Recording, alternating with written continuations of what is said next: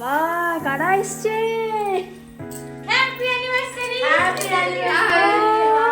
Radhe Radhe everyone, তোমরা কেমন আছো? আশা করছি সবাই ভালো আছো আর আমরাও খুব ভালো আছি। তো এই ভিডিওটা হচ্ছে আমার বিবাহবার্ষিকীর দিন, রাত 12টার সময়। তো অনেক কিছু করারই ইচ্ছে ছিল, মানে অন্যভাবে গিফটগুলো দেওয়ার ইচ্ছে ছিল, কিন্তু কিছুই হয়ে ওঠেনি সময়ের অভাবে। লাস্ট পর্যন্ত অংশুর একটা জামা কাপড়ের বক্স ছিল, তার মধ্যেই দিয়েছিলাম একটু কাস্টমাইজ করে। তো এর মধ্যে আমার বিয়ের কার্ড, একটা হাতে লেখা চিঠি, আর ও যে জিনিসগুলো ইউজ করে একটু চকলেট, এগুলোই দিয়েছিলাম। আর এটা দিয়েছিলাম, এটা আমার বাবা ছোটবেলা, এটা আমার মা, এটা বাবা আর মামা, এটা আমার বাবা, এটাও আমার মা, এটা আমি, এটা আমার বাবা, এটা আমার মা। আর এই ছবিটা হচ্ছে ফার্স্ট যখন অংশুর বাবা আমাকে দেখতে গেছিল তখনকার ছবি। আর এটা অংশু বাবা।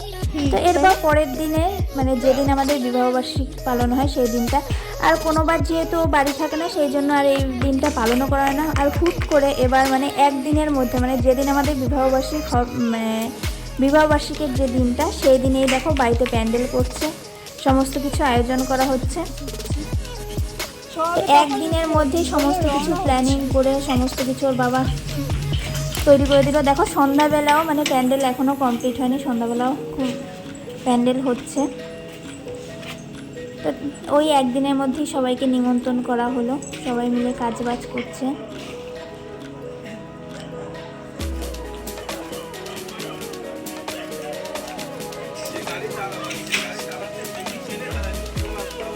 তো এইভাবে প্যান্ডেল হচ্ছে, আর এরপরে সবাইকে চা করে দিয়ে আমি রেডি হলাম। তো রেডি হয়ে দেখছিলাম, যখন আয়নায় দেখছিলাম যে না শাড়িটারি ঠিকঠাক পরা হয়েছে কিনা, ঠিক সেই মুহূর্তেই দেখছি আমার বান্ধবীরা চলে এসছে। মানে তখন বাজে 7:30, যে ওরা যে এত তাড়াতাড়ি চলে আসবে আমি এই জিনিসটা বুঝতে পারিনি। তো বেশ আমি কিন্তু সারপ্রাইজ হয়ে গেছিলাম ওদেরকে দেখে।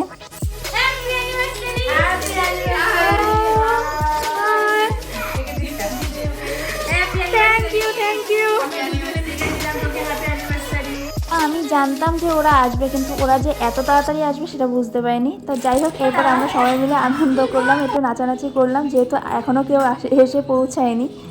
তো আমরা কজনই ছিলাম, সেই জন্য বেশ একটু আনন্দ করছিলাম সবাই মিলে।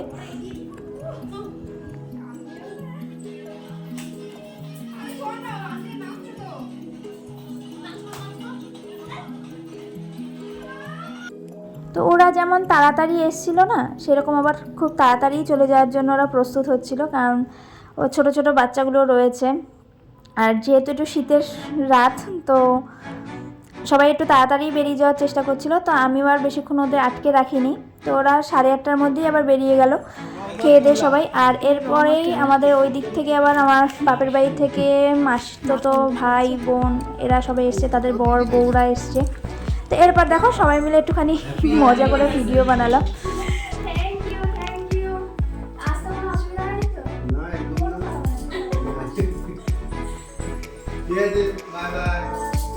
তো এরপর আমার বান্ধবীরা চলে গেল, আর তারপরে সমস্ত গেস্ট আসা শুরু করলো 9:30টার পর থেকে। তো সবাই পকোড়া, তারপর কফি টফি খাচ্ছিল, আর তো সবাই তারপর খাওয়া দাওয়া করলো। আর এই অনুষ্ঠান শেষ হতে হতে প্রায় 1:45টার মতো বেজে গেছিলো। তো এরপর দেখো আমার অংশুর কাণ্ড। তো আমি চুল বেঁধেছিলাম, শাড়ি পরেছিলাম, সব ঠিক আছে, কিন্তু চুলে ফুল আমি দেইনি। তো আমার মাসতো বোন যে এসেছিলো, ও বুকে থেকে, মানে আমার বান্ধবীরা যে বুকে এনেছিল তার মধ্যে এই ফুলগুলো ছিল, তো ও সুন্দরভাবে চুলের মধ্যে এই ফুলগুলো গেঁথে দিয়েছিল। তো বেশ ভালোই লাগছিল আমাকে। তো এরপরে রাত্রেবেলা দেখো অংশু আমাকে হেল্প করছে এই চুলগুলো, মানে চুল থেকে এই ফুলগুলো খোলার জন্য।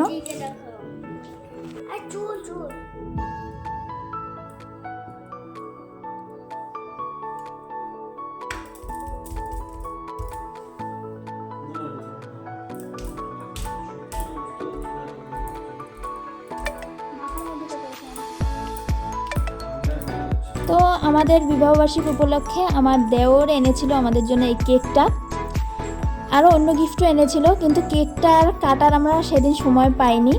আর পরের দিন অংশুর বাবা আবার কাজ ছিল কলকাতায়, তো কোনো কাজে গিয়েছিল, তো সেই দিন আর কাটা হয়নি।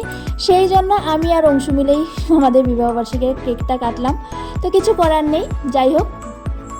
তো আমি কিন্তু অনেক সুন্দর সুন্দর গিফট পেয়েছি, আর আমার কাছে কিন্তু এই গিফটটা খুব ভালো লেগেছে, মানে এই রাধা মাধবের যে সুন্দর আলোক্যটা আমার খুব ভালো লেগেছে। আর দেখো এতগুলো বুকে পেয়েছি, পরের দিন আমি সাজিয়েছি। তো কি কি গিফট পেলাম তোমাদের সঙ্গে পরের ভিডিওতে শেয়ার করব। তা আজকের মতো টাটা। ভিডিওটা ভালো ভিডিওটা ভালো লাগলে লাইক কমেন্ট শেয়ার করে দাও, চ্যানেলটা সাবস্ক্রাইব করে